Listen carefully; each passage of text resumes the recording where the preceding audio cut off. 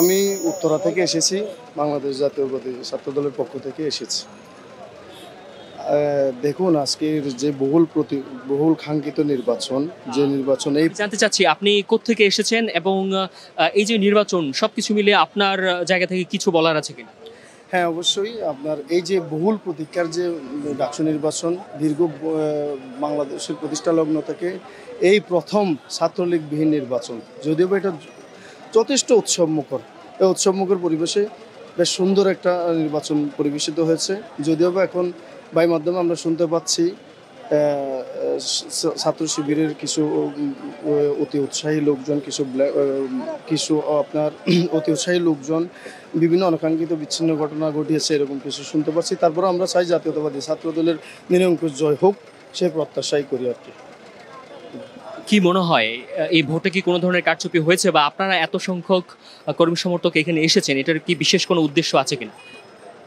দেখুন, ইতিমধ্যে বিভিন্ন মিডিয়াতে আমরা শুনতে পেয়েছি বিভিন্ন কারচুপির অভিযোগ এসেছে। আপনার বক্সে আপনার সিল দেওয়া ব্যালট পাওয়া গেছে। আমাদের ভিপি প্রার্থী আবিদ বিভিন্নভাবেই মিডিয়াতে ইতিমধ্যে এটা প্রকাশ করেছেন। আপনারা হয়তো বিভিন্ন মিডিয়ার মাধ্যমে এটা ইতিমধ্যেই পেয়েছেন। সুতরাং যাই হোক, তারপরও ভালোভাবে নির্বাচনটা সুষ্ঠু হোক। আমরা এখন রেজাল্টের অপেক্ষায় আছি। আমরা চাই সুষ্ঠু একটা সমাধান হোক। এই যে ডাকসু নির্বাচন সার্বিক পরিস্থিতি নিয়ে একটু জানতে চাই, আপনারা কখন এখানে এসেছেন এবং একটু যদি বিস্তারিত। ধন্যবাদ আপনাকে।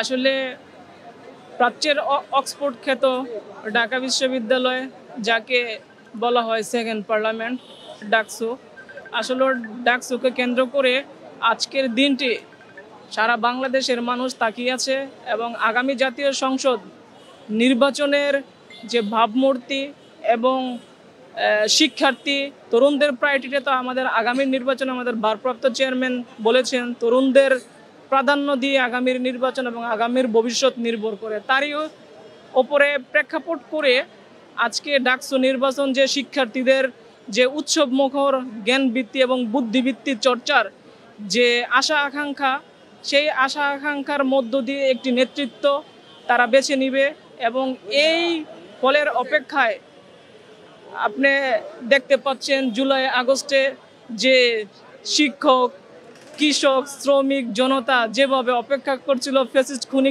হাসিনাকে বিদায় করার জন্য, আজকে ডাকসুর নির্বাচনের ফলাফলটা পাওয়ার জন্য আজকে কিন্তু সাধারণ মানুষ এবং অভিভাবকরা সার্বজনীন মানুষ আজকে এখন অপেক্ষা করতেছে।